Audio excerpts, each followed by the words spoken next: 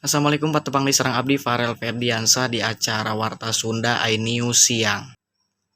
Aya kasus pembunuhan seorang pria di saung di Desa Pajawan Kidul. Jenazah tergeletak di saung di Desa Pajawan Kidul. Oke, saya alihkan pembicaraan saya kepada Ferdi yang berada di lokasi. Kuring aya di tempat kejadian dina kasus pembunuhan. Dina pilakuna teu dipika nyaho. Korban ayeuna tergeletak di saung di salah sahiji sawah nu aya di Pajawan Kidul. Korban berinisial S. Oke, kami alihkan kepada saksi yang melihat di lokasi. Abdi saksi ningali kejadian kasus pembunuhan remaja di saung Desa Pajawan Kidul. Terus Abdi nuju tandur di sawah tika tebihan ningali jalma anu keur sare, tapi sare nu asa teu daek hudang ku Abdi disamperkeun. Terus dihudangkeun ternyata teu hudang atanapi otos teu aya. Tapi dina si korban teh aya luka-luka teu?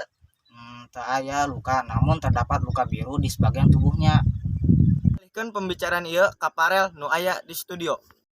Terima kasih Ferdi yang sudah menyampaikan kasus pembunuhan di lokasi. Anu bisa kasangakeun tepang deui dina warta anu bakal dokam.